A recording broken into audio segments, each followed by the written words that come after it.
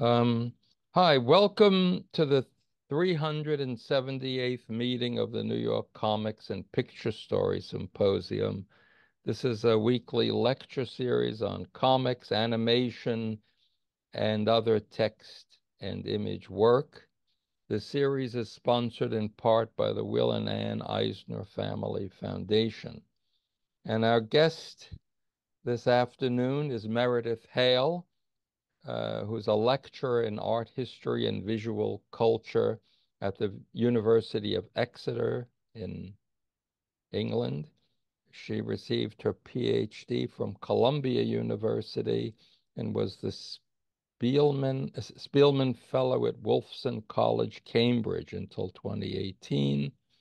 She is a specialist in Netherlandish art of the early modern period, and her research interests include print culture, particularly political satire, and international print markets.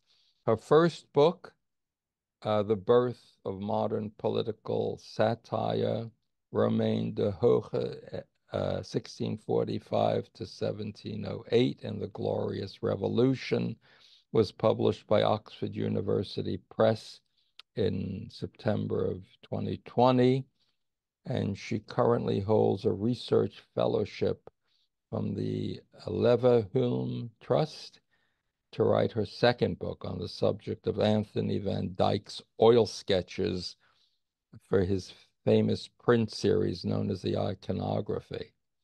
And I was introduced to her book by Alexander Robb, who's sitting, I think, in the dark in the background, from the Melton Prior Institute, which is an archive of reportage and satirical prints and all kinds of things in Dusseldorf. So thank you to Alex. Um, and Meredith today will talk about the function of political satire and through time. So thank you, Meredith, for being here, and take it away. Okay. I think I'll just try to share the screen and make sure it works, Okay. because we did it before and it was all right. Okay. Yes. Can you see that Yes. okay? Yep. Oh, good. Great. Good. Okay.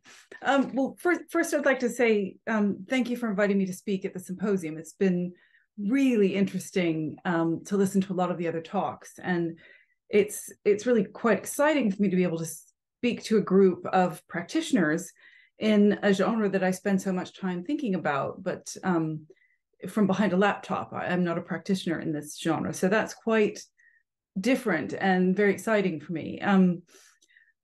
As Ben said, I'm a specialist in early modern print culture, so 17th and 18th century. But today I'd like to present one of my kind of current research questions. This is sort of a work in progress, which is great because I've noticed that other people have presented works in progress. And that question and that problem is the function of political satire. So this is what I'm thinking about at the moment. What is political satire? What is it for? And what effect, if any, does it have on the issues and events that it addresses? And I will just, let's see, I was going to just change it so that I could see the image a little bit better. But let me know if something comes up and you can't see the image. Okay, so I'm starting by showing you a cartoon by Martin Rowson, who is a British cartoonist. This one was published in The Guardian on 20th of July, 2018. He produces political satires also for the Times.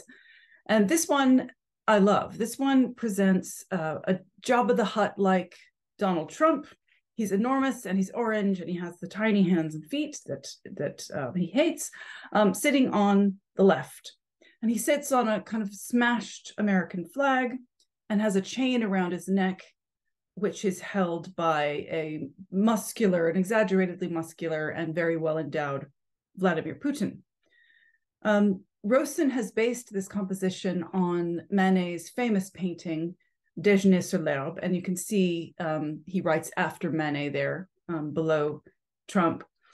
But he replaces the kind of idyllic forest setting that Manet uses with the White House lawn, and he places a red-eyed, vampiric-looking Steve Bannon at the center of this particular group.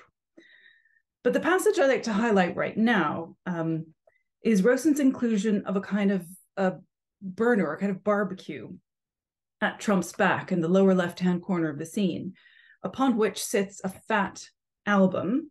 And this is how political satires were stored historically in large albums, labeled Satire and going up in flames. Now, there are several potential interpretations of this motif. I'm not sure I've got any of them right, but these are the ones I'm working with. First, that the current political situation, or that depicted in this particular satire, which was made in July 2018. So that particular political situation, in other words, Trump's cozying up to the strongman Putin on the one hand, and his following the guidance of the sort of dark political alchemist Steve Bannon on the other hand, is beyond satire. So that's one possibility that this motif refers to. The situation that is unfolding on the White House lawn in front of us is so absurd as to be beyond satire. The second possible interpretation is that Rossson refers here to the end of political satire as a genre more broadly. That current situations and behaviors are already so extreme that the kind of exaggeration employed by satirists becomes redundant. And that this version of extreme politics, you might call it, coupled with exhibitionist reality TV culture and a decreasing lack of shame on the part of our public figures, that all of these elements leaves the traditional purpose of political satire, and I would define that as exploding the respectable facade of the public figure to reveal the unseemly inner truth, that all of these factors leave the traditional purpose of political satire sort of hanging. So my question is, are we living in a post-satire era? Is that what Rossson is suggesting in this satire? And that's what I'm sort of thinking about at the moment. So let's see if I can move forward. Yes, good.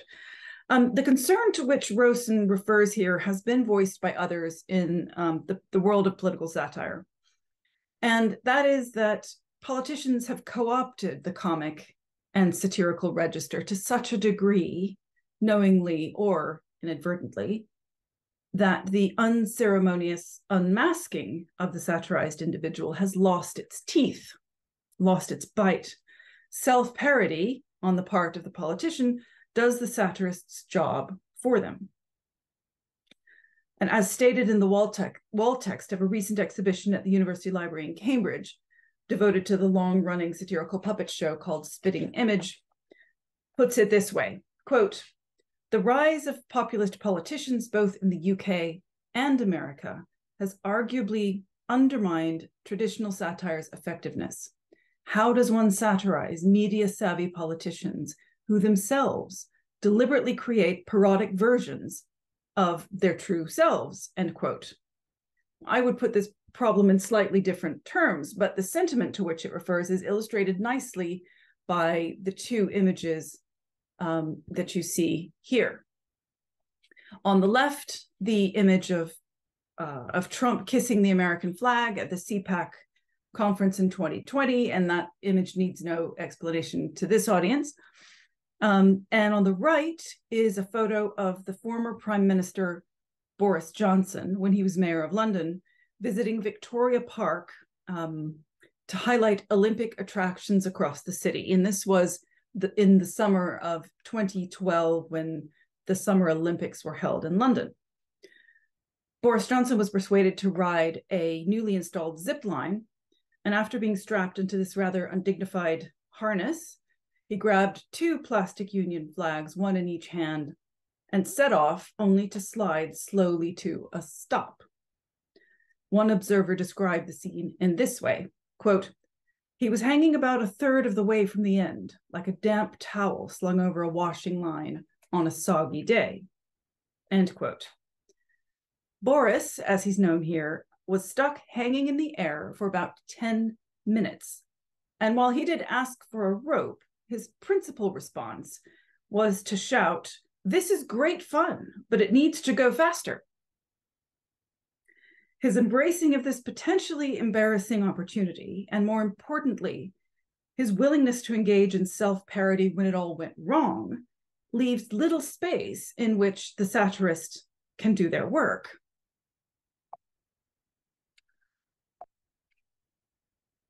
Let's see. There we go.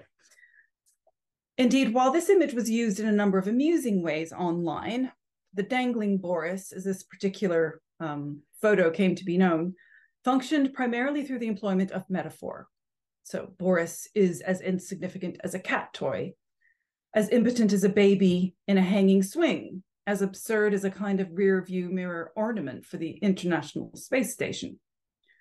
The primary tropes used by the satirist to undermine the satirized individual, foremost among them parody and caricature, had been co-opted by Boris himself. He already covered that area.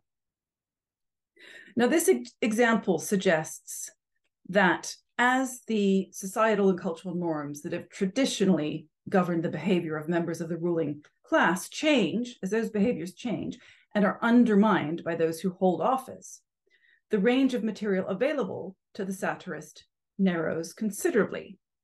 So this is one of the questions I'm thinking about at the moment. Well, the situation with Trump, though, is a little bit different. While his various antics, kissing the flag, etc., if you can call them that, perhaps unwittingly embrace the comic, but his notorious lack of a sense of humor about himself provides a rich seam for satirists to mine. And I'm showing you here on the left Trump's unveiling of a poster that he and his team designed using a sort of Game of Thrones imagery and font to announce his reinstatement of the sanctions on Iran that had been lifted by Obama. So this was his way of announcing a policy change. And on the right, a satirist's reworking of the image during the heady days of the Mueller probe, when indictments seemed just around the corner. Now, to my mind, two questions emerge from this material. First, how is satire changing as the performance of politics changes? And second, what effect, if any, does satire have on the contemporary political landscape? And here, my focus on early modern political satires, I think, have something to tell us about this problem, which I'll come back to shortly. But here I'd like to turn to one of the most important political satirical developments in the UK in the 20th century, the satirical puppet show called Spitting Image, which won BAFTA, Emmy, and Grammy Awards and ran for 18 seasons from 1984 to 1996, before it was revived for 2 seasons from 2020 to 2021.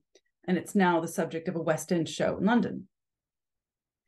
When the first show ran in 1984, and this was a time when there were only 4 channels on British television, so when a show was on, many, many people watched it. So when it first appeared in 1984, the creators of Spitting Image, Peter Fluck and Roger Law, had radical political change in mind. Their goal was to use satire to hold the government to account, and they believed that the show could act as a counter to the rise of spin and political marketing. And you see here from the left, the spitting image puppets of Prime Minister Margaret Thatcher slicing a bloodied Britain from the globe and preparing to eat it raw. In the center, a caricatured Prince Charles, Princess Diana, and the young princes William and Harry arranged in a kind of traditional portrait setting. At the upper right, the Queen Mother, who was known for liking a drink, with G-I-N tattooed on the knuckles of one hand and T-O-N-I-C on the knuckles of the other. and Ronald Reagan, whose head opens from the front, revealing his lack of a brain. This was a common theme in Spitting Image. Sometimes the president's brain ends up being a golf ball, sometimes it's being kicked around the room, etc. Now, while the show was originally received with shock, and note the wording I've placed on the screen from the Daily Express review in February 1984, which describes it as vicious and sick. And while the show was canceled at the US at the request of none other than President Reagan himself, over time, it became a venue in which politicians wanted to be featured.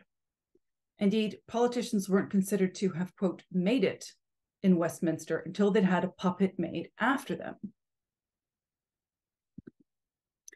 Margaret Thatcher, who you see there on the left, reportedly loved being portrayed as a man, shaving and using urinals.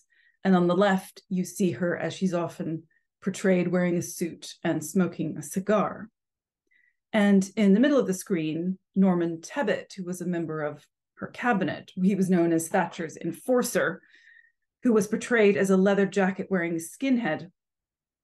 Tebbit said of his puppet, quote, "I can only say thank you, creators of my spitting image. You gave me street credibility. I could not have done it without you." Jeffrey Archer, novelist and conservative MP, said of the show's impact on politicians, quote, "I adored Spitting Image, we all did. I consider myself lucky that I was featured pretty much from the start of the series," very Jeffrey Archer. "And I know of at least 2 members of Margaret Thatcher's government who were desperate to be in it. I won't name them, but I saw their disappointment every week when their puppet failed to appear." Another of Thatcher's cabinet ministers, Michael Heseltine, summarized the show's impact with a version of the all press is good press idea. Quote, "You can never embarrass politicians by giving them publicity." In light of these responses, and given the original goals of the show's creators, it's worth asking then whether Spitting Image was, in the end, a success. Looking back in 2014, the show's creator, Peter Fluck, said, quote, "I did learn that satire doesn't change anything, but it did make people laugh. I was recently approached by someone who said, 'I want to thank you for getting us through the Thatcher years when things were collapsing.'" End quote.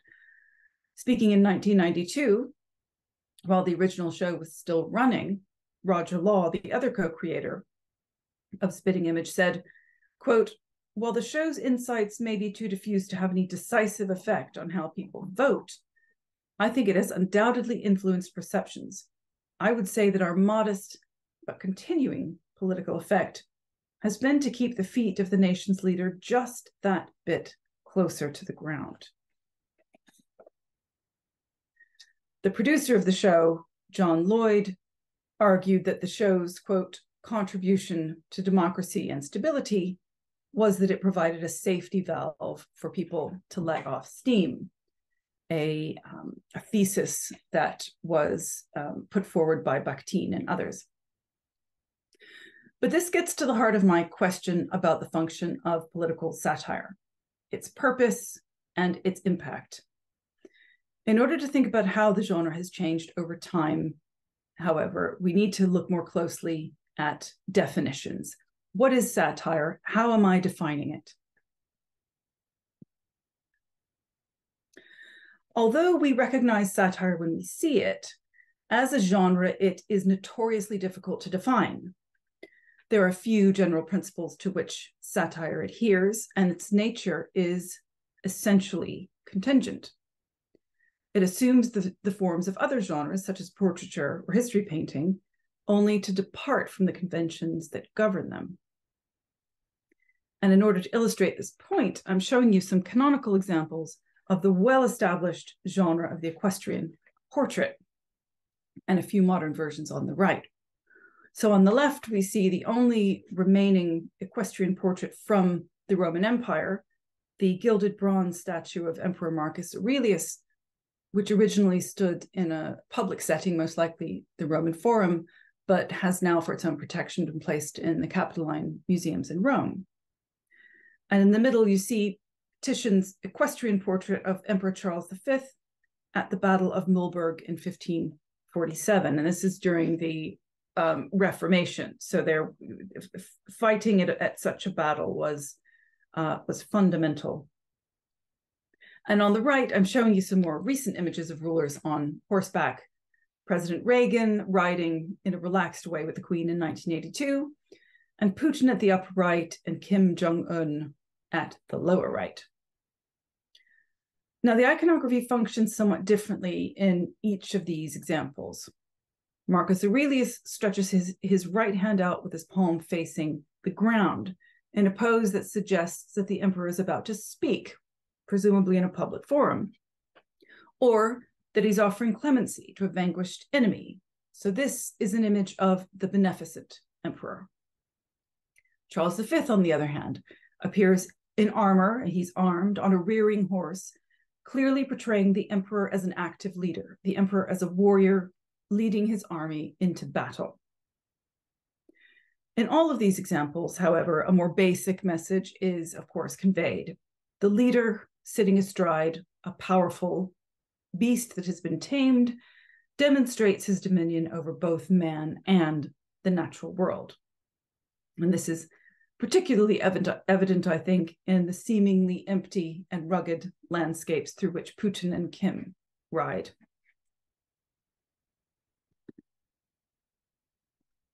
And I'm showing you here an 18th century example of a satire that subverts the established conventions that govern the equestrian portrait. So I'm thinking here about how does a satirist use this particular visual trope? How do they undermine it for satirical purposes? And there's a lot sort of going on in this print, so I'll try to focus on just the aspects that are relevant to this conversation. Excuse me. So on the right here, you see Frederick George Byron's The Knight of the Woeful Countenance of 1790, which depicts the Irish statesman Edmund Burke, who was the author of Reflections on the French Revolution, which was a work of conservative small p political philosophy in support of the French monarchy during the time of the French Revolution. Burke appears here as a bookish knight wearing an enlarged Jesuit biretta representing his sympathy for Catholicism, adorned with a pirate skull and crossbones, signaling a mercenary spirit. He appears not on an atmospheric battlefield, as does Titian as does Charles V in Titian's portrait on the left, but he emerges from a London bookshop onto the pavement, riding out not on a powerful steed such as that ridden by Charles V, but on a rather undersized donkey with the head of Pope Pius VI, again, a reference to his sympathy to Catholicism. He had one parent who was Protestant and one parent who was Catholic. While Byron's depiction of Burke is clearly intended to be a humorous reduction of the equestrian portrait tradition, the danger of Burke's anti-revolutionary position is revealed via the heraldry on his shield. So this is not just a funny image, it is also meant to convey the danger of Burke's position. And the heraldry on his shield comprises scenes of French tyranny. This is conveyed as nothing short of the support of despotism. So our anti-hero here also assumes the mantle of wisdom, as indicated by the owl perched upon his head, a traditional symbol of wisdom, and his emergence from the Dodsley booksellers reflects the influential medium, that of print, through which his views will rapidly and widely be disseminated. It also reveals Burke as a fraud knight, willing to go to war only with his words. Now, Byron's satire can be defined as a parody of the equestrian portrait type. And this underlines another important aspect of satire, that it is only effective when it manipulates a recognizable entity, when the viewer knows what an equestrian portrait is meant to look like and how it is traditionally used. Indeed, it is precisely in the departure from what is known and expected, in the slippage from well-established convention and its distortion, that the satire conveys its message. This subversion of established types and official forms of imagery carries the promise of the unveiling of a deeper truth. And with this revelation, the possibility of moral correction. The dismantling of surface appearances implies the transformation of a false yet alluring shape into what is purported to be the real, often less flattering one. So here we have Burke revealed as a bookish fraud who knows nothing of the realities of leadership or war, and who supports the monarchy in print. As a result, the object of satire is reduced in stature, a change that does not render him or her harmless, as one might think in a comic setting, but through comic distortion magnifies his or her evil or danger. Now, we've looked at parody in the context of Byron's print, and I'd now like to turn briefly to the subject of caricature, or the distortion of facial and or bodily features, which is one of the most significant developments in the history of political satire. Caricature appears for the first time in a political satirical context. It has a long history in a private context and related to portraiture long before 1740, but it appears first as part of a political satire around 1740. And it marks a dramatic turning point in the genre that has been closely associated with the emergence of the modern self, a private self that is separate and apart from the public persona, and is therefore available to be excavated and exploited by the satirist. And to illustrate this point, I'm showing you on the left an early political satire by the artist my book is about, 17th century printmaker Romeyn de Hooghe, and his epiphany of the new Antichrist. And on the right, one of James Gilray's caricatures of former Prime Minister William Pitt the Younger. Gilray is, of course, famous for his exaggeration of facial features. And here it allows him to transform Pitt into a toadstool growing on a royal dunghill, suggesting that he is nothing but a parasite who is solely dependent upon royal favor. This image also could be seen as a parody of portraiture, the genre of portraiture, or even natural illustrations of the natural world. And there is a key difference between these two works, and that is satire. There's 100 years between these two. Caricature, or the distortion of individual facial and bodily features, is conspicuously absent from de Hooghe's satires. And before I show you a detail of the broadsheet on the left, so that we can actually look at the way Romeyn de Hooghe treats facial features and compare them to what Gilray is doing on the right, I'll just say a little bit about Romeyn de Hooghe's production of political satire. He was a printmaker in Amsterdam who worked primarily for the commercial market. So he did not produce so-called art prints of the type that Rembrandt or Hercules Segers produced. He worked for the commercial market. And he had a very profitable and productive studio in Amsterdam. I think his output through the course of his career is meant to be about 4,300 prints. That would, of course, be with the support of a very large workshop. And he made enough money from his practice as a print maker and publisher to buy a country house and to become a gentleman of sorts. The political satires that I work on and that I wrote my book about are really a small part of this much larger body of work. And this larger body of work contains everything from maps, illustrations of gardens, bird's eye views of country houses, designs for medals, fashion prints, news prints, a whole range of different kinds of printed material that he and his studio produced. But I focused on a group of about 20 satires that he produced in broadsheet form at a very specific moment in time. And that is between late 1688 and 1690, at precisely the moment that William III is gathering together his forces and beginning his invasion of England. And then once he's invaded England, he's gathering more resources, a lot of them Dutch money funded a lot of this, in order to conduct military campaigns in both Scotland and Ireland. The issue here at this moment was Protestant versus Catholic. And in England, monarchs had been flirting with the idea of Catholicism for a while. James II, which is the king that William deposed, came out publicly as a Catholic. His wife was also a Catholic.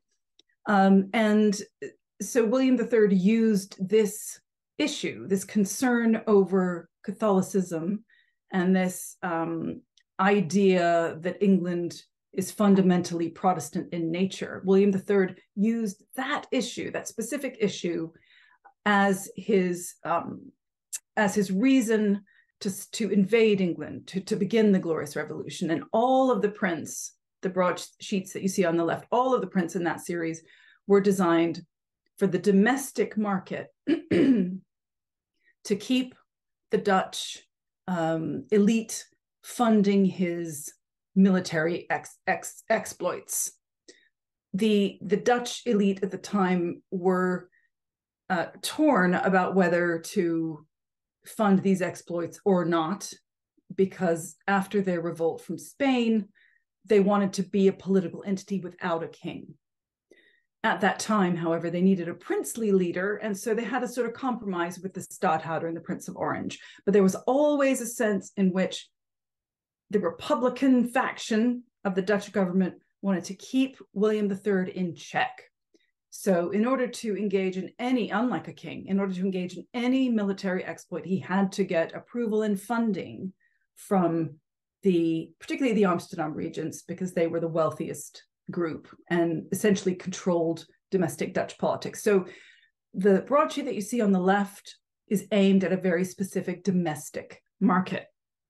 Okay, I hope that puts it into a little bit of context, because otherwise the iconography seems very arcane. Okay, so back to this question of satire. And I was saying that there is a very big difference between how Romeyn de Hooghe depicts individuals in the context of a satire and how Gilray, and this is 100 years later, and other satirists in the 18th century English tradition depict their satirized individuals through caricature. So caricature is conspicuously absent from de Hooghe's prints. So in the satire on the left, we're looking at three, I've labeled them here, the three main protagonists at play here in the satire on the left. These are very busy images. So Louis XIV on the far left, James II, the deposed Catholic English king, who's taken refuge in France with Louis XIV, and William III on the right, who has expelled James II.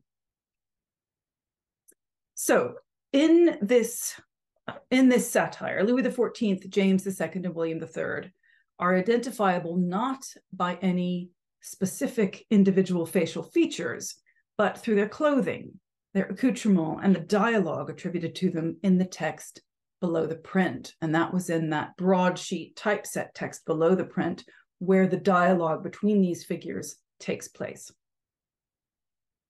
Now, the context for this satire, as I said, is William III's invasion of England, known as the Glorious Revolution, and King James II's flight to France. It's difficult to overemphasize de Hooghe's importance in the production of Protestant propaganda in an era in which religion defined a nation's character and key alliances. This print, as I said, is one of a series of satires that charted the events of the Glorious Revolution as they unfolded. And that's one of the innovations of de Hooghe as a satirist at this moment. He depicted and satirized events as they unfolded. Beginning with William III's invasion of England in 1688, November 1688, his ousting of the Catholic king, and his assumption of the English throne, together with Mary, and a little bit later on, his military campaigns against James II and those who were loyal to him, and Louis XIV in Ireland. Now, the detail of the print you see on the left, James II and Louis XIV are wearing armor, and they're draped, I hope you can see it, with rosaries, pilgrim badges, stoups of holy water. All of this represents a kind of bellicose and superstitious Catholicism. While William III on the right appears in restrained civilian dress and represents a sober and judicious Protestantism. And you'll see that he's holding his arm out to one side to keep his allies from responding in kind to the two bellicose Catholic kings. And although their dress and associated paraphernalia clearly distinguish the protagonists from one another, so we can read who these people are based on their dress, the treatment of their faces reveals remarkably little difference. De Hooghe has made some effort to convey emotion, so surprise or dismay with these sort of open mouths of James II and Louis XIV, and determination on the part of William III with a rather ecstatic expression. But conspicuously absent are the distinctly individual features that differentiate the protagonists definitively from one another. And there's a reason that De Hooghe did not include or did not use the convention of satire in the context of his political prints. And that has to do with their lineage. It has to do with the fact that they come out of a theatrical tradition, come out of a literary tradition, and a sort of peasant Bruegelian, Rabelaisian comic tradition that has more to do with the theater than it does with portraiture, which is focused on individual features. And the rise of caricature in England in the 1740s related specifically to the practice of portraiture. So Romeyn de Hooghe's satires revolutionized the genre of political satire in many ways. But the advent of caricature, which I would argue is the single most important development in the history of the genre, emerges around 30 years after his death. The question I'm sort of asking myself now is, could the current shift in the nature of the political landscape, in the nature of political culture and the way politics is performed at the moment, could this moment be the second most dramatic shift in the genre of political satire? And I'm showing you two further examples of caricature just to illustrate that this isn't limited to the 18th century or the 19th century in England. Caricature continues to be central to political satire now. On the left is Steve Bell's satire called Chemetubbies, which is one of my favorite all-time satires. And here we see George W. Bush on the left, depicted as an ape-like baby in a onesie, and former Prime Minister Tony Blair as his faithful lapdog, as he was called in the media at the time. And you can see Bell's exaggeration of George Bush's features, his eyebrows that kind of made a rectangle, and Tony Blair's ears. They're both sitting in front of an enormous TV watching a parody of the children's show called Teletubbies. I don't know if anyone here remembers the Teletubbies, in which in this particular episode they're watching, the UN inspectors in Iraq, who are wearing hazmat suits that look remarkably like the Teletubby costumes, the Teletubbies declare, called Chemetubbies here, sorry, the Chemetubbies say, "What's wrong with our intelligence?" And this is in reference to the US claim that Saddam Hussein had WMD. I'm sure you all remember this moment, which ended up being the basis for the war in Iraq, and that question of whether in fact there were weapons of mass destruction there continued to be a problem and to dog George W. Bush and actually Tony Blair to this day. So this is very much an example in which the distortion of facial and bodily features is used to undermine these two particular individuals. And I suppose a parody also of children's television. One could argue that this is also a parody of children's television. So the devices of both parody and caricature often feature together in the context of political satire. And on the right, you see the Trump baby blimp. I don't know if this got into the news in the States, which was flown by protesters during Trump's UK visit in July 2018. I think there were about 100,000 protesters in Parliament Square flying this balloon, which depicts Trump as a baby. He's obviously in a nappy with his tiny hands and feet, his hair swooshed over to one side, the tanned face with the rings around the eyes, and the phone presumably associated with the tweets that he tended to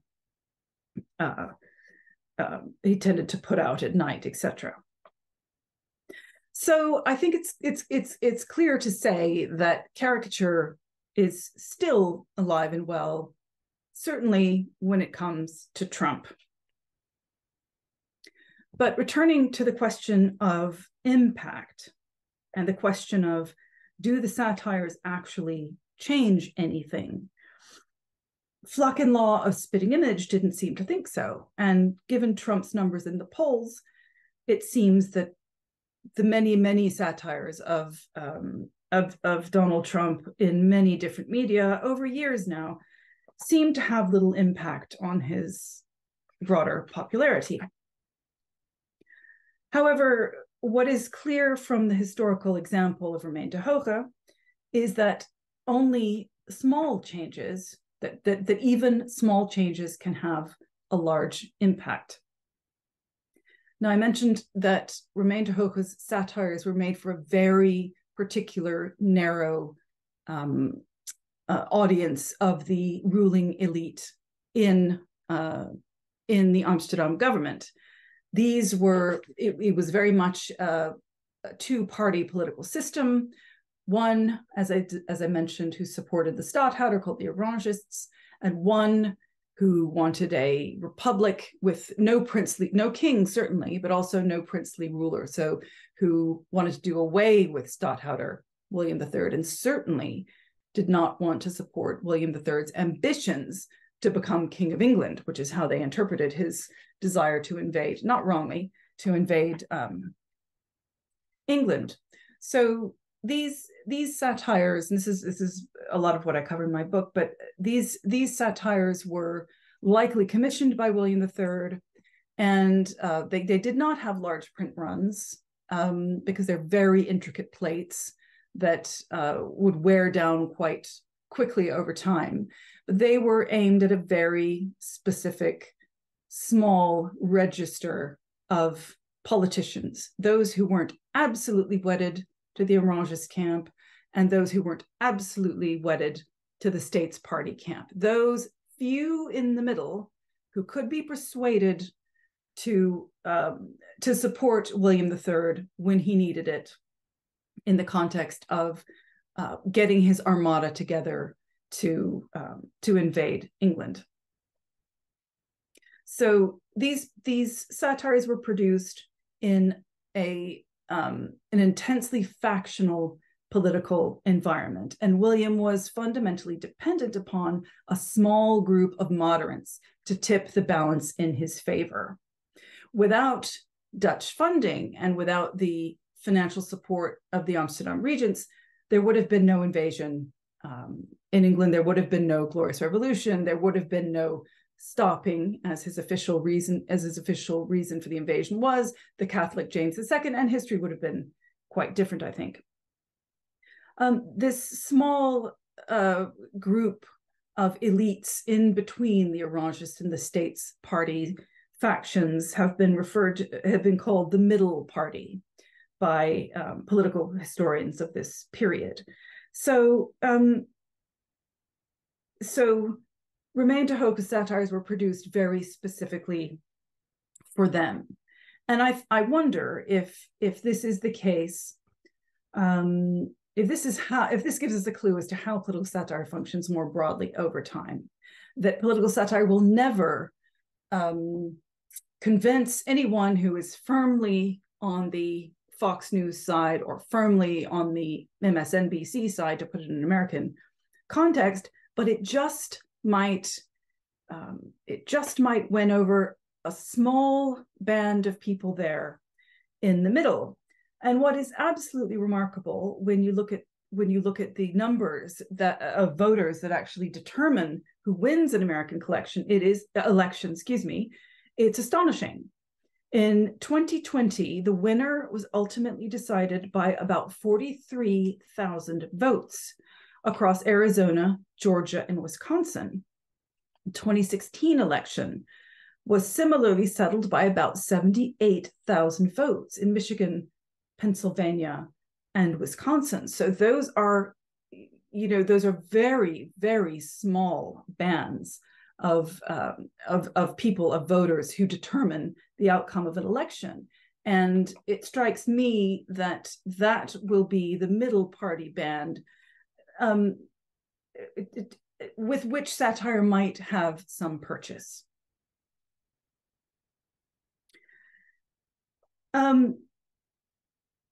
So that's essentially my thinking about the function of political satire at the moment. There's been some discussion in certain circles about, as I mentioned before, the end of political satire. Does it have any impact? Does it have any effect anymore? Is there any point in pouring our energy into these endeavors? And I think fundamentally at the moment, I'm coming down to the argument that as long as there is factional politics, there will be political satire. Thank you. Thank you. Thank you. That was great. Thanks. Yeah. So we can open this up to questions and discussion. I have lots of ideas about this because, Steve Bell was just fired by The Guardian. Yes. And that's the place where if satire, visual or text image satire follows journalism, and who's paying for the journalism, who's sponsoring the journalism. If you're on ITV, which I think where the Spitting Image was, it's this large corporate entity. Yeah. Obviously, they want to just let people vent and keep the status quo. There's no danger to ITV to put that show on. The Simpsons is on Fox TV. So that's supposed to be some sort of satirical show. So these things don't threaten whatever the entity is, the publisher or the corporation behind the distribution of the satire, unless it really threatens them. And I think Steve Bell's cartoon threatened probably the funding of The Guardian, the whole, Jewish right in England would stop funding that or support or try to boycott that paper. So I think censorship, in David Kunzel's book, the whole history of these early cartoons is around the history of when you were allowed to say things. Once you were allowed to say things, it was safe. It kind of declawed satire. If you say something that really threatens people, and it's not going to be making fun of their face or the way they talk or their private life, that's not going to threaten them. They want to buy those cartoons and hang them in their homes.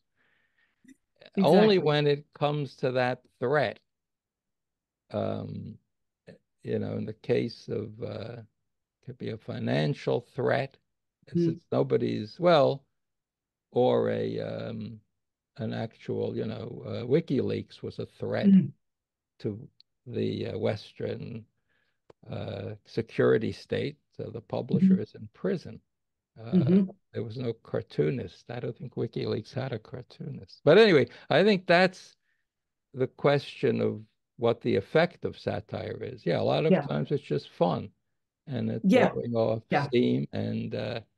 you know, I mean I think when it if it really followed the direction of the journalism behind it, if that journalism became threatening to somebody, it would have power. And at Mm. this, at this point, it would just be shut up and it would be censored or Hmm. thrown off. Hmm. I mean, he'll end up, I assume Steve Bell's work is still on his own website somewhere. Yeah.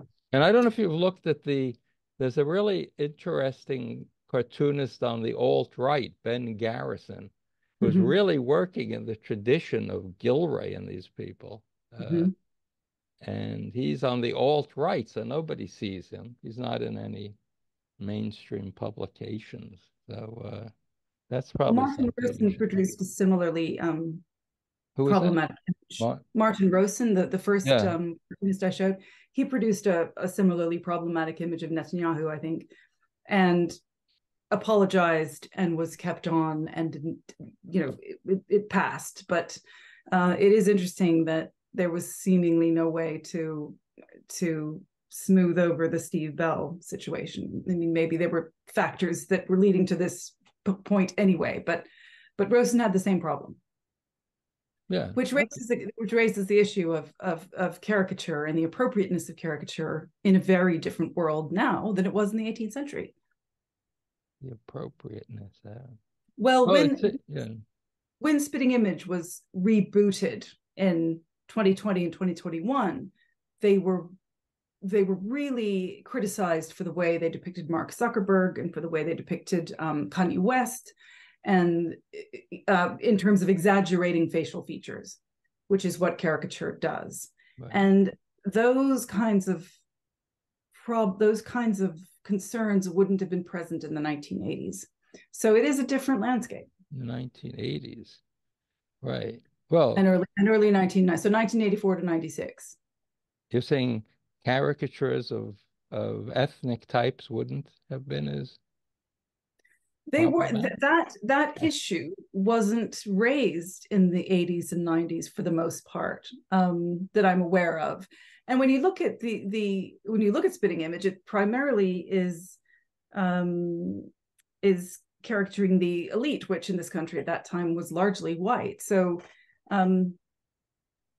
yeah, it's interesting though that I've seen the West End show that the Spitting Image West End show now on in London, and they do include a whole range of political elite which come from different backgrounds, etc. And they have caricatured them in the same way that they've caricatured the royal family and etc. So that seems to have been all right. But those two, Zuckerberg and Kanye West, were a problem.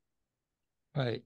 Well, the other thing is to me, there's a big difference from portraiture to caricature. Caricature is based on the idea of physiognomy, that you can even Yeah. read something in a human face. Somebody Yeah. happens to have a certain face that tells you something about their mind, and that's a completely discredited idea. So it's kind of Yeah. a dead end making fun of people's noses if they're, you don't like their politics. That's not why their nose didn't give them their political No. opinion. That's the idea of physiognomy.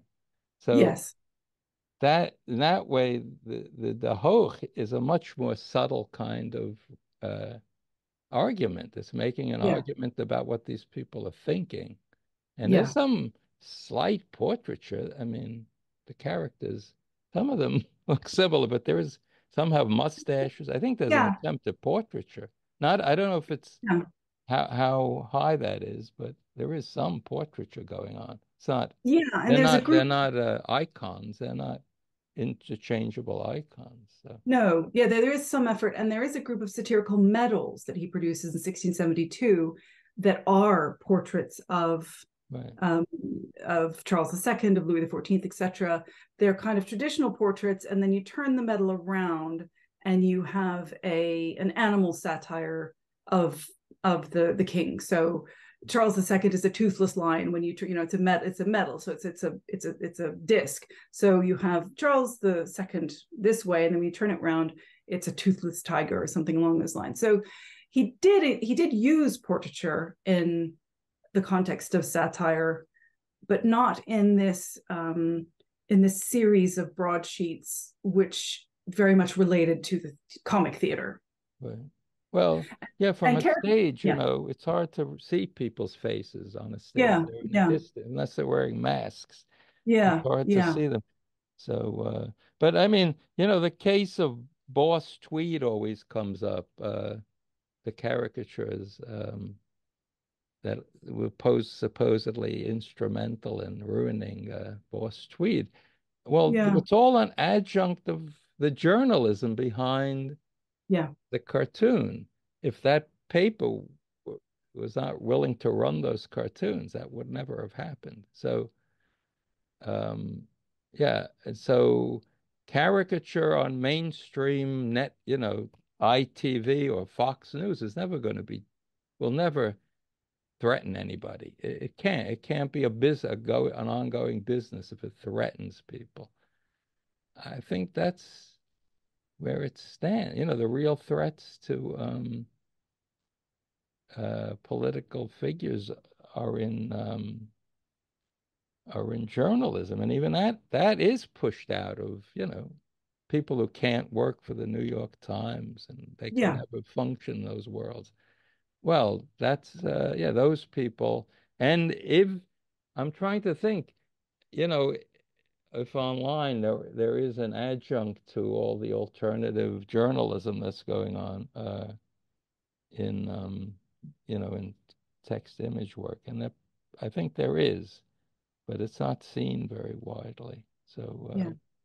anyway, that's all I have to say. Is I think anybody most else? satire does play to the audience, to a particular audience. So as you say, most satire is designed for a group with already particular, political views. So there Right. isn't there isn't a situation where you have political satire that's changing a lot of minds. The person who's watching Colbert is probably an Right. MSNBC watcher. The person who's listening to whatever it is probably a Fox watcher. There's Yeah. very there's this in between area, which I'm sort of fighting for, I suppose, is very Yeah. narrow. I think there are people and those people today are not, there is no, they're not in mainstream, well, media. They're online, on Yeah, the world of online journalism. That's where they would be because they couldn't function in mainstream journalism. But I yeah, think the question of censorship is really critical to yes, satire, because if it's not allowed, uh, I think 2 weeks ago, Thierry Gronstein did a talk about his book about Belle Epoque French cartoons. They mm-hmm. just exist. They just began when all of these censorship laws were dropped. Otherwise, they couldn't have even existed. So that Absolutely, definitely.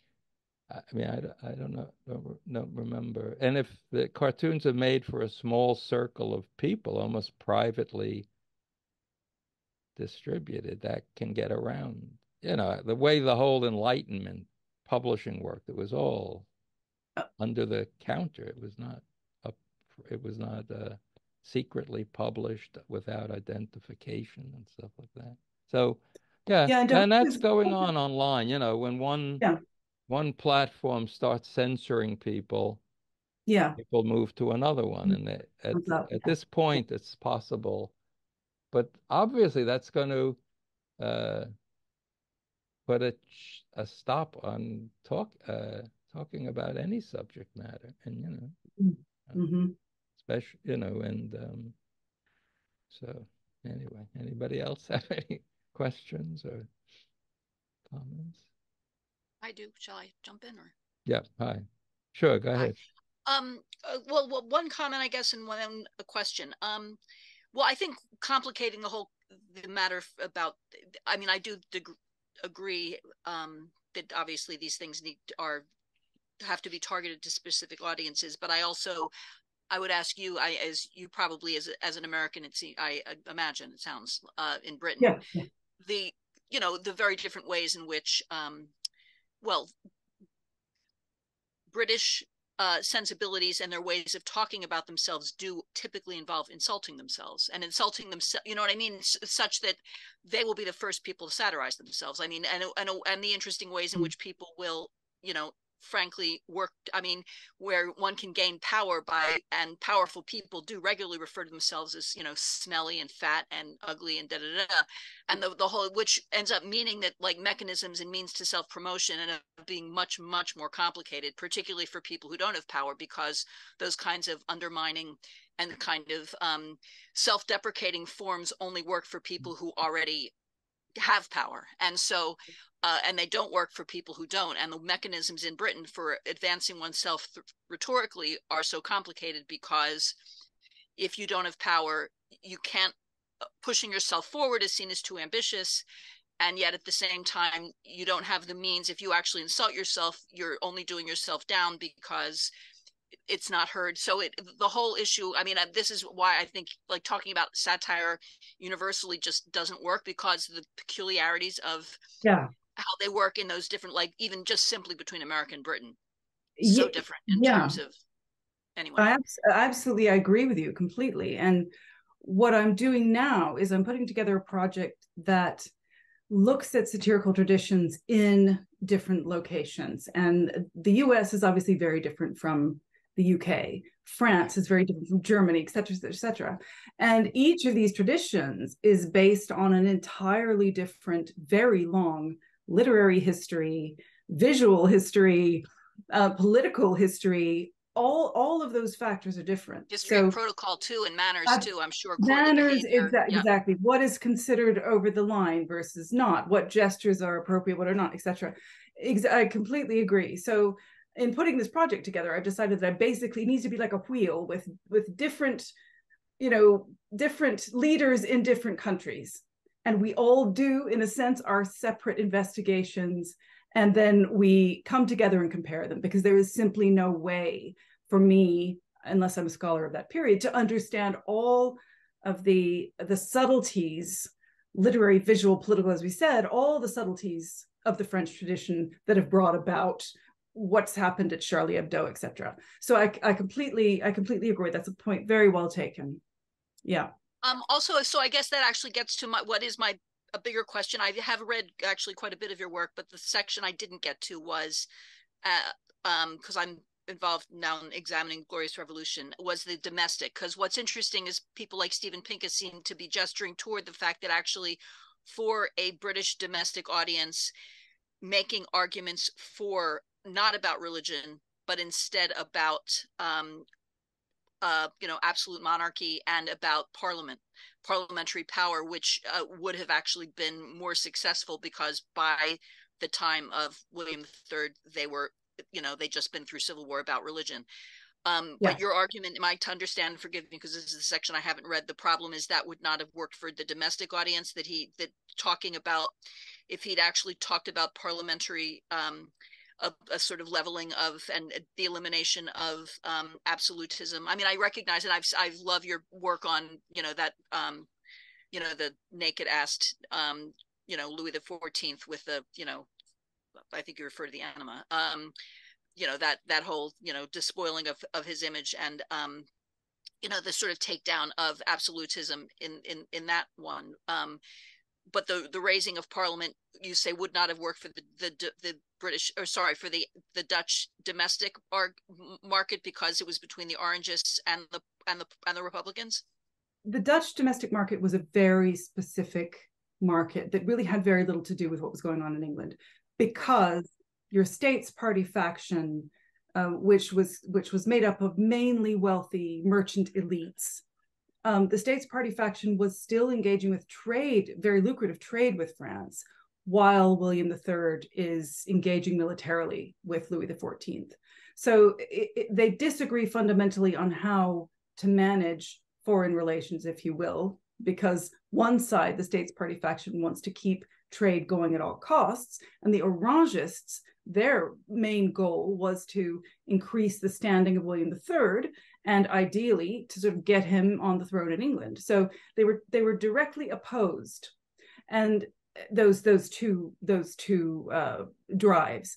And Romeyn de Hooghe's broadsheets, which when I first started working on them, they also contain French and very rarely, but some English text. When I first started working on them in graduate school, I really wanted to think that they traveled. And I think what we're deciding is they did not. They were for a domestic market only.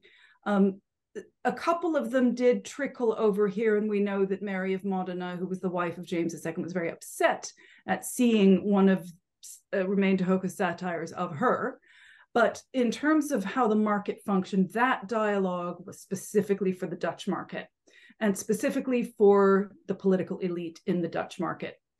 There were, as you may know, Romeyn de Hooghe functioned at the sort of top of the market. There were other printmakers who would make copies of his satires and other prints, and they would function, they would be cheaper. His prints were expensive. They would be cheaper. So it's not that his designs or his satires didn't circulate broadly, but they circulated broadly in the Netherlands only, and probably in the form of copies. Did any of his work, though, address the whole issue of the power of Parliament relative to the stadtholder or to the leader of the nation, or his work did not address that at all? When you say Parliament, do you mean the States General in The Hague, or do you mean the British Parliament? Either one. Well, yes. The States General in The Hague is the body that that William III had to kind of cultivate and appeal to get the money to put together the invasion armada. So that relationship was one of, the stadtholder appealing and the States General on the one hand. Does he represent them visually? Does he actually write? Oh, does Romeyn de Hooghe represent them visually? No, he represents the States Party faction visually, usually in the form of an allegorical figure of, envy or something along those lines. One print that's very good on this is Mardi Gras de Coq à l'âne, which shows Amsterdam as an allegorical figure, shitting on the rights of the Dutch people, and so that satire is meant to say, yeah, those in the States Party, those who oppose William III, are not interested in your best interests, Dutch people. Yeah. Mardi Gras de Coq à l'âne? De Coq à l'âne, yes. Okay, yeah. Thank you. Yeah. Thank you. I hope I answered that. It sounds, please do email me if you have another question. Thank you very much. I'd love to hear, your thoughts. Thank you. Anybody else? There's a question Ben? from, oh, hi. I have a question, Ben. Go ahead. Hi. Meredith, Ben touched on this briefly. There must be out on the web satire sites that aren't beholden to large corporations. The only one that I'm familiar with is The Onion, and I don't even know if it's owned by some mega corporation, but it's not what I would consider to be hard-hitting satire. But I'm thinking there must be out there, and I'm wondering if you've looked at online satire at all. Yeah, yes, absolutely. And I guess I'm focusing on the kind of frontline satirists that we would all know that circulate most broadly. So the Rossens, the Bells, the ones that appear in the major newspapers. But yeah, there's a whole world of sort of, I wouldn't call it underground satire, but yeah, there's a different market for sure, absolutely. And I think you're right, it does function differently. And Ben's point about funding and about journalism and about all of the kind of apparatus that needs to be in place to hold up the placement of Bell's satires in a weekly newspaper, and that's a corporate issue. Yeah. What were you thinking, that there are pockets of satire that would be interesting in the context of this discussion, or that they wouldn't be subject necessarily to the kinds of restrictions or requirements that the Times or the Guardian might place on a satirist? Is that what you were thinking? I'm guessing that they're more niche kinds of sites that are not going to get a lot of broad exposure. So I don't know that your question of what effect they have really comes into play. But I am curious as far as the effect of large corporate ownership. How does satire that isn't beholden to that differ? Is it, as a matter of fact, edgier, more hard-hitting, or is it not particularly more so?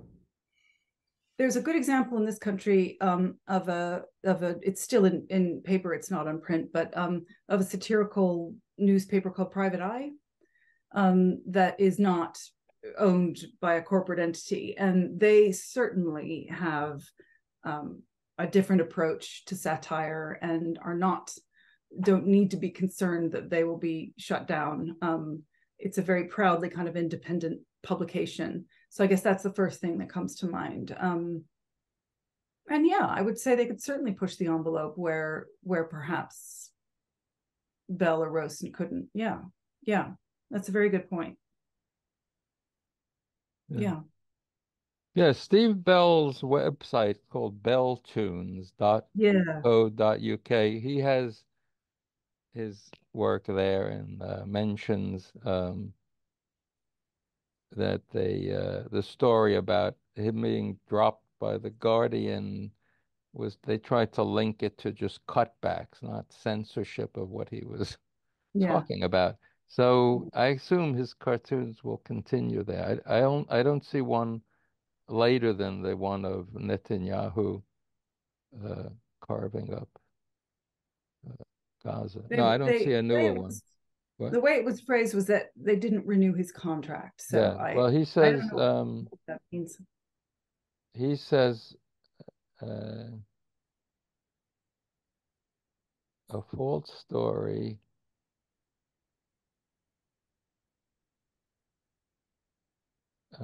Yeah. Anyway, he tries to explain it, but he says that's not that it's not related to his being dropped was not related to the cutbacks at the Guardian. Except they're one of the cutbacks, but not they didn't do it to save money. They did it because they didn't want his strip there. That picture, that image there. So as sort of punishment for doing that. So yeah. But so yeah, he has a website. Every cartoonist can have their own website, and they will reach that audience that is looking for something between MSNBC and Fox News. Yeah. But definitely, millions of people look at these things. Yeah. It's maybe bigger than the New York Times. I don't know. I don't know site by site, but some of them have very large audiences. The question of what impact satire has, I'm aware, is a huge, amorphous, ridiculous, perhaps impossible question to ask. It's interesting because it keeps sort of coming up in the sense that satirists often claim, it doesn't make any difference, but we try, this kind of thing. And I'm wondering if they really believe that, or if they're sort of hedging things a little bit, so as not to be seen to be taking things too seriously. I think it's a question worth asking, but it might be a totally failed question. No, and, I forget. These are all very good points. A famous American cartoonist, I forget who, said the relationship of the cartoonist to the newspaper is like a barnacle to a ship. Yeah. And yeah, it's the outlook of the newspaper, or whatever the platform is that the cartoons are seen on. That's what's driving. Yeah. But of course, journalism hasn't affected the world. Otherwise, if it's fake journal, I mean, what Donald Trump calls fake journalism, or, rehashing press releases, that just is an echo chamber. But I mean, I guess investigative journalism that's uncovering what people don't want known. I think I hope that has an effect. Maybe even that doesn't. I don't know, but I think that you could argue has an effect on how people look at the world. And and the cartoonists, where are they getting their opinions from? They're not investigative journalists. I don't. There are some who go out, like Joe Sacco went and spent time in Gaza. He's a journalist cartoonist. So there's that category. I wouldn't call it satire, but maybe that is right. When it's raised to the point of like an allegorical image, does it become, you could say it's satire. Maybe it's just journalism. Propaganda. What? Yeah, there's a very fine line, but I think satirists also get trapped by expectations. So, for example, Bell is expected to produce satires from a particular point of view because he works for The Guardian. This was also true of Romeyn de Hooghe. And when he worked for William III, he produced a Romansh satire. And when he sort of veered into producing satire for the other side of the political divide, he got into big trouble because satirists are supposed to believe in what they're doing.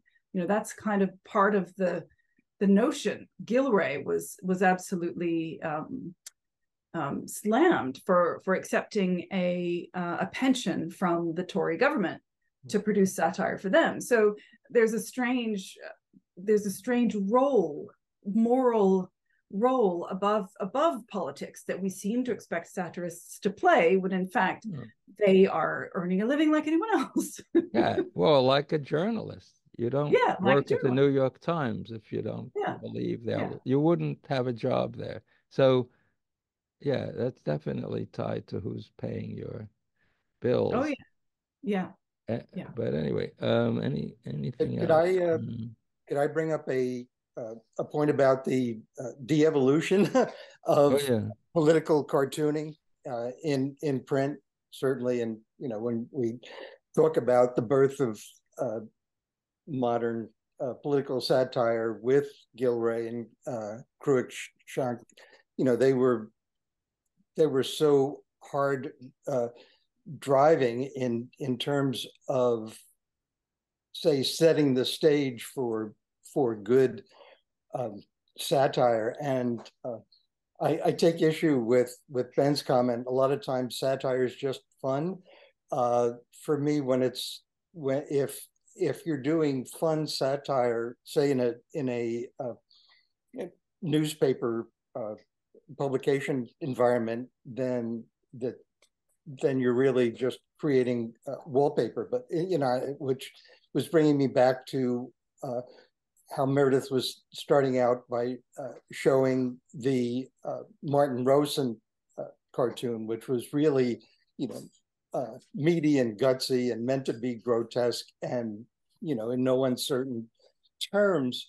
And then, following up with, there were some, stupid memes. And then you have the broad humor on television, like the Spitting Image and Saturday Night Live and all these sort of things that are, it's maybe a little more than just fun, but not that much. But, and again, going back to taking a look at the work that Gilray was doing in those early stages, the Plum Pudding and the rest of it, and continuing in England with Searle, Scarf, and Stedman. Absolutely. You really had meaty stuff going on there. Yeah. And then I guess most recently, Rosen and Steve Bell, who's now getting in trouble. You might even bring up Michael Ramirez, who also got the Washington Post in a situation where they got rid of where they got rid of him because of a Hamas cartoon. And it's just, again, the sort of thing that if you're going to be substantive about anything, if you're not just going to be an echo chamber for whatever publication you're doing, it's like, don't even bother. The people that you brought up, Boss Tweed, there were times when Thomas Nast was going against the stream of Harper's editorial policy, but still he was doing it and doing a great job. So I guess the big question, well, you had mentioned, you said political satire is alive and well. And from the standpoint of what's going on now, especially with all the censorship or editorial heavy-handedness with, on the left and the right, I have the feeling that, yeah, okay, illustrated political satire is alive, but more like alive and ill. Could you talk about that somewhat? Well, gosh, I think that's kind of what I'm trying to figure out at the moment. So I don't know the answer to that question. I completely agree with you that it's ill, which is why I'm sort of looking into it. But I'm still in the area where I'm trying to figure that part out, because I do think there is a way in which the performative nature of contemporary politics has taken some of the teeth out of satire. I see that, and I do agree with that idea. At the same time, you still have very rigorous and vigorous satires coming out. So I'm trying to bring those two phenomena together and trying to figure out what they actually mean. Because I do think, and it might just be, I do not want to elevate Boris Johnson, but it might just be that he as an individual is able to somehow deflect satire because of his particular sense of individual irony and self-parody, etc. I don't know. He's very good at it. But I don't think it's just an individual thing. I think it's more than that. For example, we have politicians here who, when they leave the government, they go on these reality TV shows, where they're in the outbacks of Australia eating spiders and doing dreadful things, So there's this coming together of entertainment and politics. And I mean, Trump is a good example of the coming together of entertainment and reality TV and politics in terms of obviously his background, but also the way in which he governed some of his outward facing messages, that poster being a good example. I would say, though, that the idea that there's entertainment and then there's political satire and they're different, one is light and one is not. I think, the co-creators of Spitting Image had a very earnest and very clear political goal, but their creation got away from them. It took on a different life, in a sense. And I think that someone like Stephen Colbert or these kinds of television satirists, I think they would take what they're doing very seriously. I think they do take what they're doing very seriously and would see it as a kind of calling. I don't know if they think they make a difference or not. It would be very interesting to know that. But I would be surprised if they didn't have if there wasn't something at stake for them in that,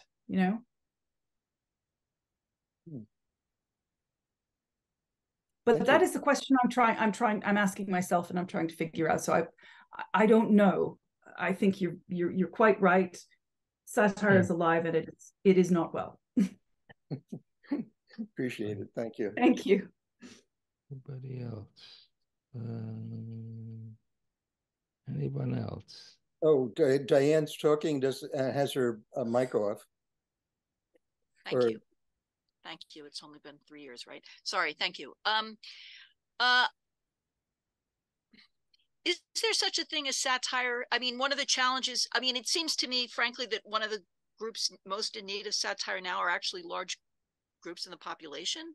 But the problem of doing that by outsiders, I guess the question is, have you seen, or do there, there are, jokes communities can safely make about themselves, but which outsiders run very great risks of not making successfully. I guess I'm trying, you know what I mean? I guess, because, for example, for a group like Trump, for Trumpsters,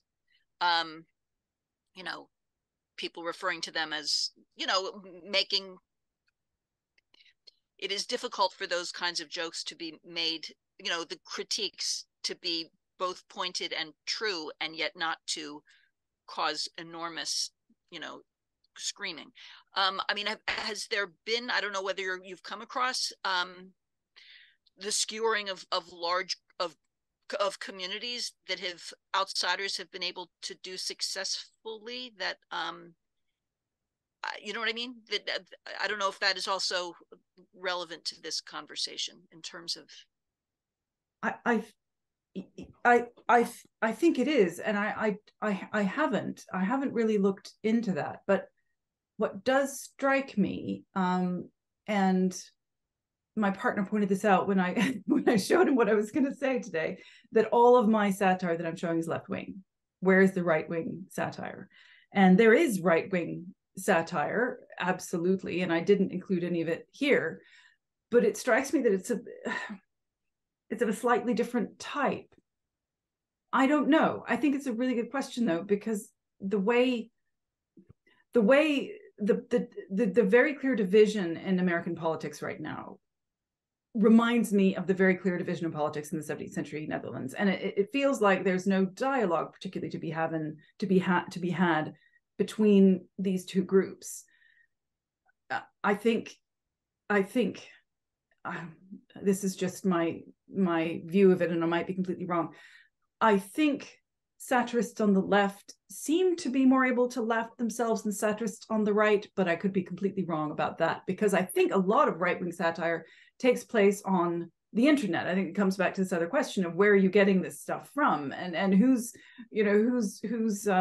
distributing it, where are they speaking. I think they probably exist in venues that I don't know about because I don't seek them out. It's a good question. I think that's a real problem, isn't it? Of satirizing a group of which you're not a part. That becomes then intensely political in a very different way. Yeah. Right. And and also the question of, even the jokes one will make to one's group, but which, are supposed to stay inside the family. And there becomes, great unhappiness if that kind of stuff. Anyway, I don't know. Yeah. Sorry. Yeah, I know what you mean. Thank you. There's a kind of personal politics there as well. Yeah.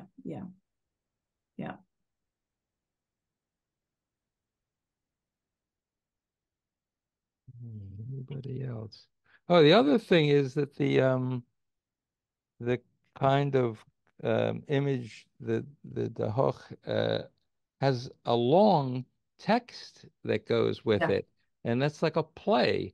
And the idea of boiling down a political cartoon to an image, a single image without a dialectic that goes on and says, well, then what happens? And then what happens? That's, there is no argument offered to the reader. Either you believe it or you don't. Where's the argument? So they spoke to each other. Yeah. They became a series of satires that referred back to previous satires. And this was the first time that quite so many political satires were produced that had this kind of internal dialogue. So if you were buying them and in the know about the jokes and the characters, etc., you'd be able to follow them. If you bought one at the end of the line, you'd have to kind of go back and figure out what the iconography was. But this, until England in the 18th century, until the 1740s, satire emerged as and when it was needed in a political context. So the market for satire was very dependent upon political situations. You get to England in the 1740s, and you start to see a market for satire that's separate from specific political crises or traumas, and it starts to have a market of its own. So in a sense, once the political issues that needed to be addressed by the satires, and William III was involved in their commissioning, I'm convinced, When those issues were resolved, de Hooghe didn't produce them any longer. He had the odd one here and there in the 1690s, etc., but not in the same way. But they had a dialogue with each other. And I was so interested, Ben, in something that you said in one of the previous lectures about, maybe it was the first one in the series, about how your cartoons didn't, or you were concerned about them relating to one another. And you wanted them to be, maybe I misunderstood this, but it struck me that you were saying that they needed to be independent, so that if one comes to one of your tunes, a single cartoon, one needs to be able to engage with it without knowing about all the previous ones that came before. Did I get that right? That's just, not part of the tradition in American newspaper comics of continuing stories like Little Orphan Annie and Dick Tracy. I knew I just meant there wouldn't be an attention span to do a story like that. People would never remember week to week what happened. That's all I meant. Not as but within 8 panels, there can be an argument. It's not a single moment in time. And, a play is not just a single diorama that you see. It goes on. Things happen. So I think things have to happen to make an argument. And it's that's was like so but you definitely should look at the thing at Ben Garrison, if you want to see the alt-right. I mean, he's much more in the tradition of Gilray. I mean, he's very conscious of these very nuanced, very complex, emblematic cartoons. They're almost parodies of it. So Spitting Image was absolutely in dialogue with that tradition as well. Yeah, but again, it depends where you are and whether what is satire not supposed to be threatening to the subject of your satire, or is it just supposed to, be this sort of make it celebrating them by satirizing them, or is it supposed to be threatening them in some way, seriously threatening them, not just making fun of somebody, because people can go on with their careers being made fun of. So, or the economics of more likely the economics of the platform being threatened than the subject matter. So beyond subject matter, it's I think in all these Israel-Palestine cartoons, it's not that I think they're worried about the effects of this on the economy of the paper. Yeah. So I wonder, sorry. Go ahead. I wonder if genre matters at all. For example, like someone like Tracy Ullman, or I don't know, or if, for example, if it's performances for which they're ticket buyers as opposed to, I mean, I wonder if there is, what I mean, where people aren't having to buy into, or people are sort of self-selecting in terms of purchase, whether that ends up being perhaps the most useful, or in terms of even, I don't know, revenue model or whatever, or whether there's potentially more power coming out of that kind of I don't know, have you is someone like her, I mean, I'm aware of her only because we see her domestically, but I have no idea whether someone, her she was very, I thought, really great on Brexit. I don't know whether that worked, that reached, or she was considered particularly powerful in Britain.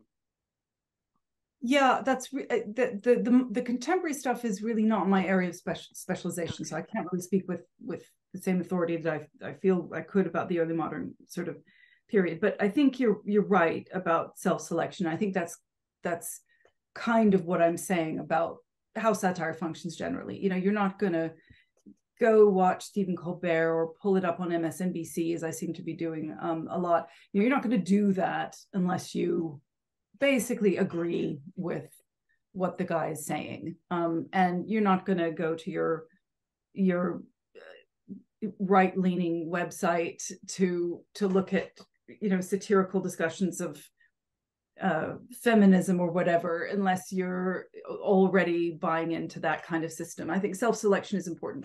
So that's an issue, and I think when in putting together this project, where I'm thinking of these different places, inside like a spokes of a wheel, and each one has its own, is governed by its own history and its own traditions and its own contemporary moment. In a sense, one would need to have someone looking at the historical material and someone who specializes in modern media, in TV studies or whatever it would be, media studies, because it is a different kind of animal. Yeah. It was interesting what Ben was saying, and well, you mentioned also about how much text there is in the de Hooghe illustrations, and it got to do with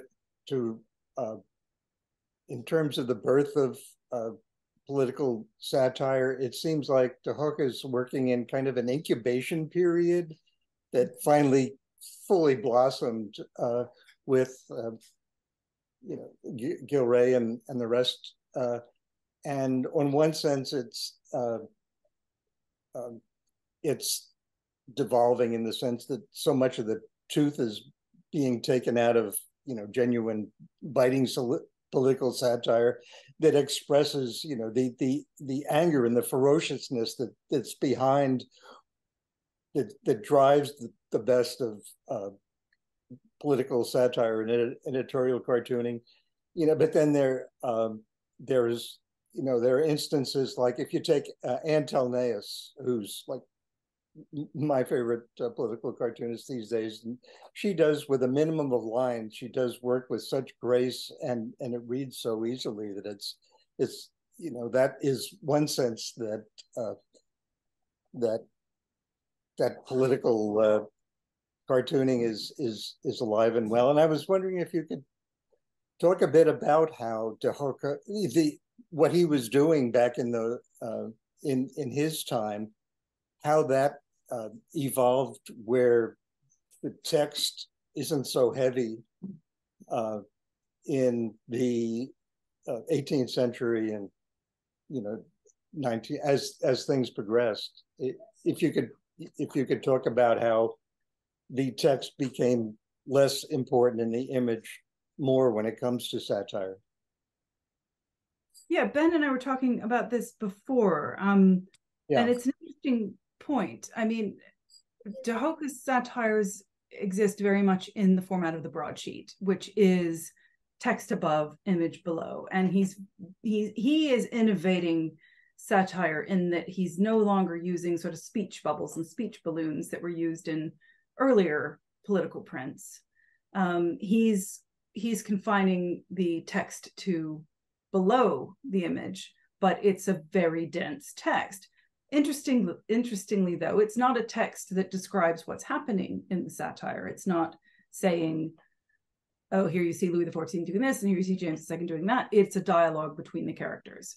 So, Louis XIV will yell, "Zounds, do you know who I am?" And William III will say something else, and it will be a sort of theatrical performance. And there's something about, well, these are enormous objects for one thing. And there's something about the dialogue that suggests that these objects would have been perhaps looked at together, perhaps read aloud, as was a tradition in the time in other genres. So there's a performative aspect to them, I think. And the density of his images, the density of the iconography. I mean, one of the greatest challenges of working on Romeyn de Hooghe and conveying why he's important to a non-specialist in this area is that there's just so much to unpack. And it's all because context is so key in satire. Even from a year ago, we have to explain context. But from 1690, explaining the context of a dense, a densely worked composition with intricate elements from top to bottom and side to side is sort of a complicated business. So I think, I don't exactly know the answer to the question, but I think when satire starts to have its own market in 18th century England, it becomes a different kind of animal.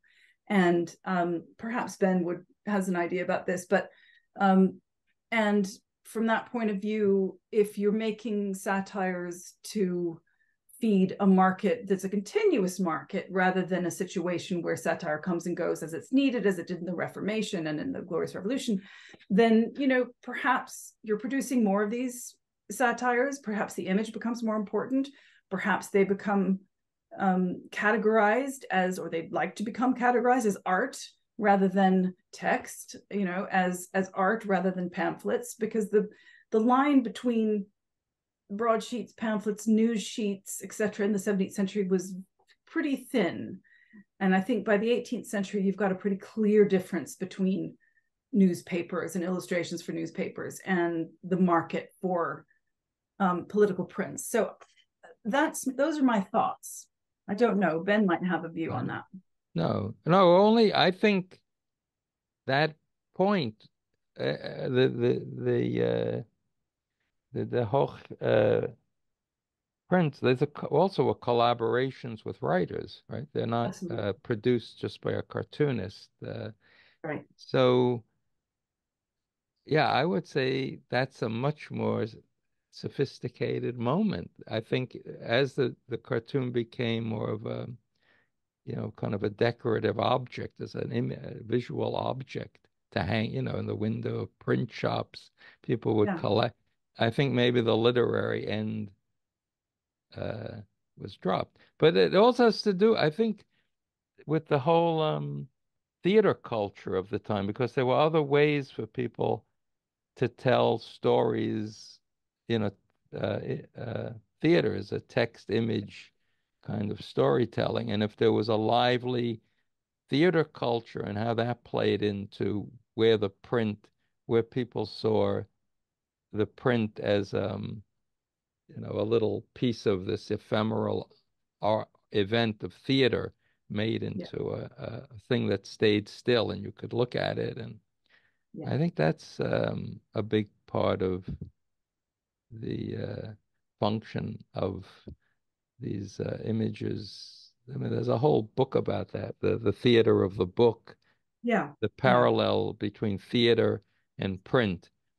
Yes. The one is utterly ephemeral. You know, when you leave the theater, it's just if you forget the show, it's gone. And the other is concrete. It's a print. So, yeah, that's a big part of it, I think, where that. There's a scholar, Henk van Heerop, who wrote a biography of Romeyn de Hooghe that's very good on theater. Yeah, I'll look at that. Yeah. So I think before we end, we have to touch on Charlie Hebdo.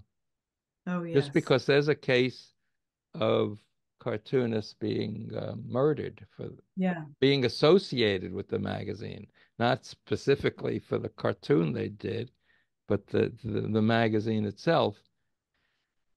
And you know, that's that situation is very tied into the idea of free speech absolutism and how there was a driving force behind the publisher of doing cartoons that went against any constraint on what you could do in print. And don't tell me because of your religious prohibition on images, we can't make them. We'll do them if we want. You can kill us, which is what they did, but we'll make them anyway. So it's just, that's a kind of, I guess that's a part of your story of how many cartoonists end up being murdered for being connected with their work in some way, whatever the connection is. Yeah. Whether it's vague or very specific. Well, Romeyn de Hooghe actually got into trouble. Really? And what ended up happening was that his text writer, as you say, he worked with text writers, whose name was Ericus Walton, went to prison in his stead and actually died in prison. So there was already a lot at stake in the 17th century. And, you know, you're quite right to bring this up, because when one starts to think, oh, it doesn't matter, it's not really that political, it doesn't have any impact. Well, you know, that the Charlie Hebdo moment is a moment in which one can absolutely not argue that political satire doesn't have an impact. I think that's one of those cases, though, when you think about free speech, that free speech is, and laws surrounding free speech and traditions surrounding free speech are so different in different cultural contexts, you know, that in a sense, when I think of the French tradition and Charlie Hebdo, I would want someone to place that in a very specific French legal context for me, Yeah. you know. There's a documentary. There was a lawsuit brought against the magazine by the Muslim community. I think the Muslim, and so there's a whole documentary. The Charlie Hebdo won the case.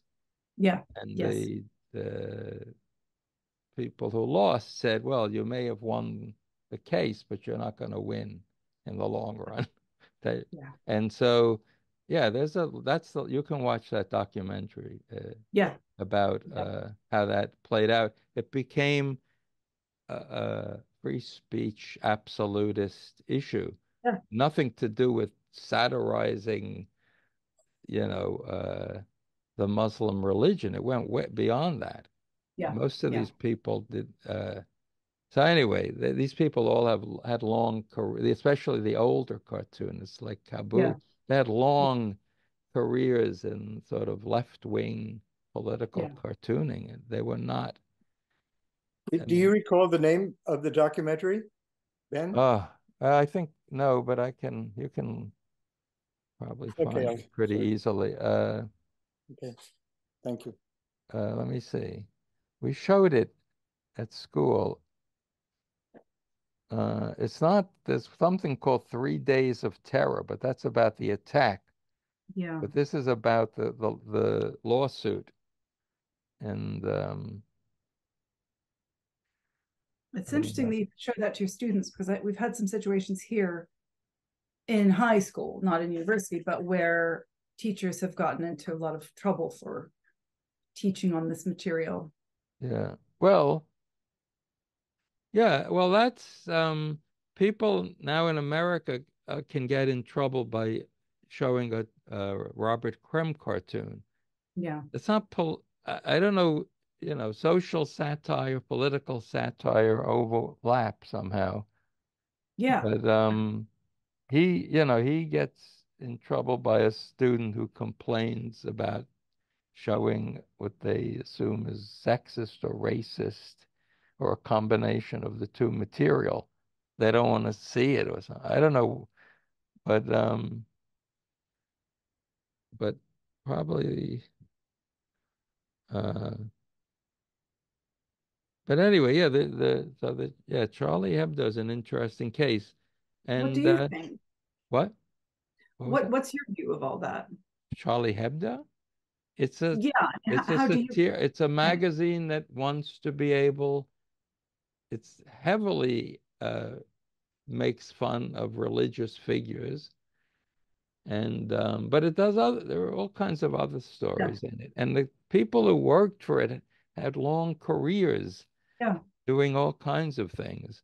So they were not shot for that reason. They were just at a editorial meeting at the wrong time. And but well, yeah, I would like to. But what do you mean, my opinion about free speech absolutism? Well, in France they have hate speech laws. Yeah. So that's already limits free speech. But the case, this was not. They won. They were not. It was not considered hate speech. It was considered just saying when we don't, as French cartoonists, we don't have to follow Muslim law or any other law that somebody sets in their commune, in their city. So anyway, no, it was just, these was a couple of really great cartoonists were in the group murdered, and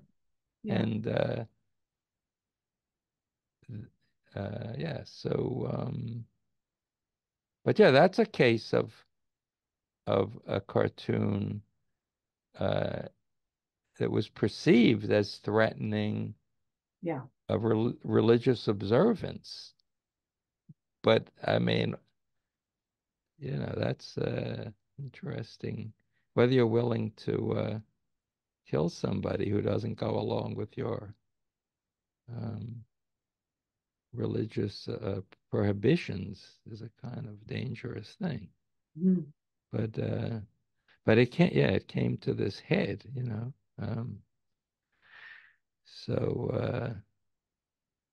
Well, I think any cartoonist now is scared to make political cartoons about what's happening in Israel, Palestine.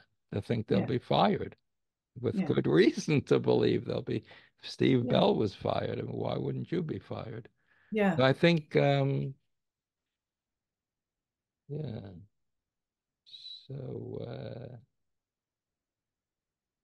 it is still, it can be dangerous when you get to these subjects that really threaten people, whether they're publishers or whether they're, religious groups. Yeah, if you really threaten them. So did de Hooghe's writer go to, why did they send them to prison for there was a suggestion that Romeyn de Hooghe worked for both sides of the political divide. Right. And he was meant to be a staunch Orangist. So this gets back to this idea of a political satirist being kind of placed in this position of being above the rest of the printmaker world in the 17th century who's producing stuff for money. He was supposed to exist on a different sort of level. So it had to do with that issue. And it was a long, drawn-out sort of debate that, remarkably, William III intervened in and said, "Look, just leave this guy alone," And he didn't say specifically put the text maker in jail. So why would that somebody was not allowed? It was against the law to write for money for whoever asked you to write or make pictures, or. I still don't get what the law, why. It wasn't so much the law. It had to do with his identification as a sort of propagandist for the Orangist side. So and that was something you'd be locked up for. Yeah, that's how he framed himself. And so the idea that he would produce satire of the Orangists in the service of the other side of the state's party was thought to be a great transgression of his. Is it like treason? Like a treason? Yeah, well, I suppose so, but a kind of transgression of his commitment to the Orangist cause. So the jailing of the text writer was not based on that. They came up with another reason to jail the guy. But I mean, he stayed in jail for 4 years and died. And Romeyn de Hooghe got out of it by the direct intervention of William III, which is pretty remarkable. So there's a chapter in the book that goes into all the sort of messy details of the whole thing. And it's not entirely clear what actually went on, but it had to do with the perception of his playing both sides of the political divide. Whether it happened or not, that perception persisted. Yeah. So does it seem easier for you to figure out what was going on in the 17th and 18th century than what's going on today? Seems somehow harder in the contemporary world because it's not filtered down through histories. You said I can't see every alt-right website at every cartoon.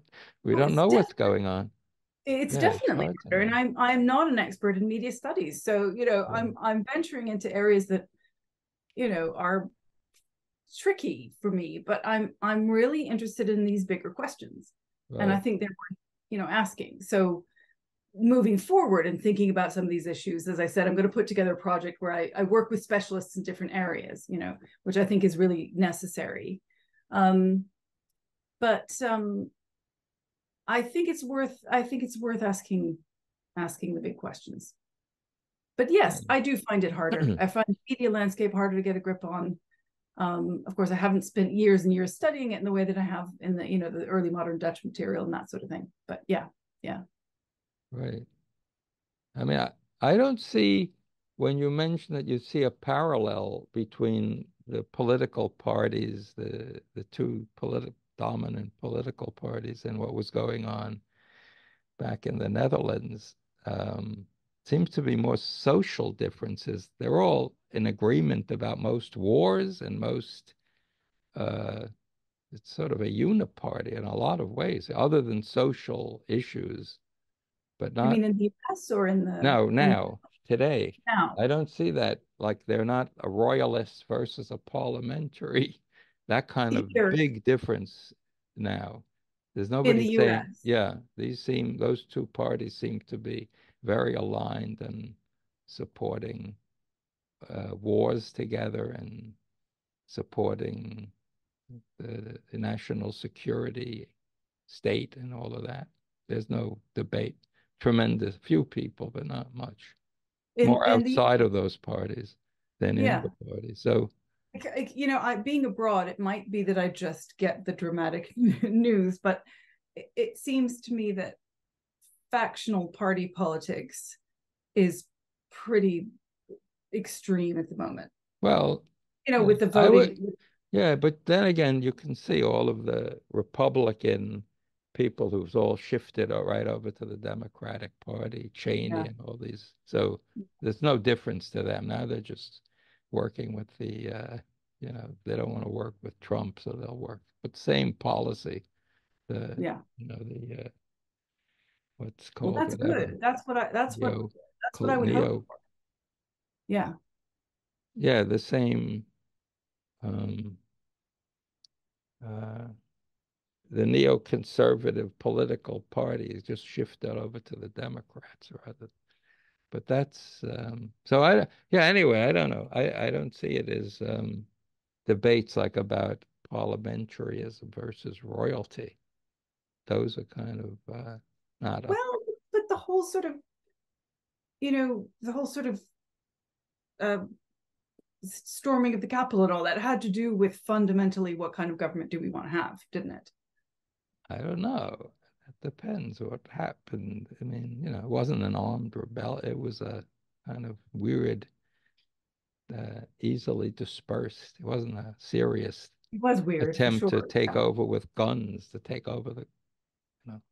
So anyway, I don't know. I just don't see it. But you have to figure that out in your, Yeah. if you want to talk about satire and whether it still has teeth.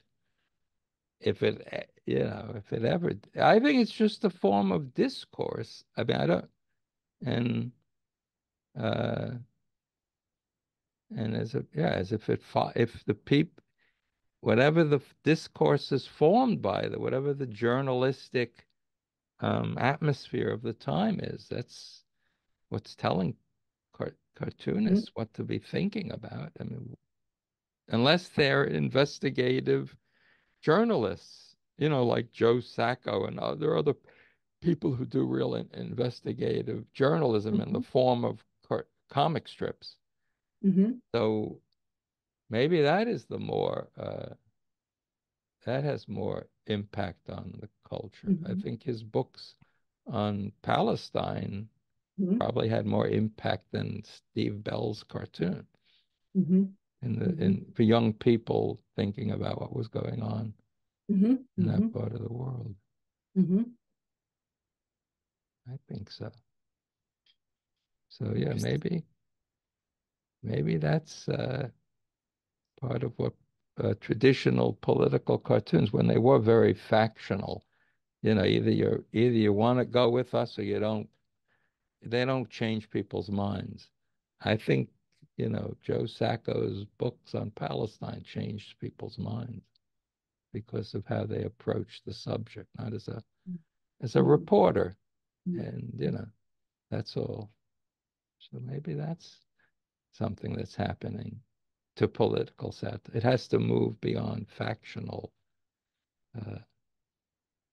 because the factions have to have money to pay for this propaganda. If they don't have money to pay for the propaganda, who's going to produce propaganda, you know, for no reason other than to produce? I mean, so I think the energy you'd want to put it into, you know, debunking propaganda and going into investigative journalism and say, I know I want to figure out which side I should be on. I'm just going to go to that side because I have a job at the New York Times or the Guardian. You know? Yeah, yeah. So, well, I mean, the question is how effective is any of it? Is journalism? Is a big question too, because yeah, you know we're all reading the newspapers that support our own people. You know, this sort of thing.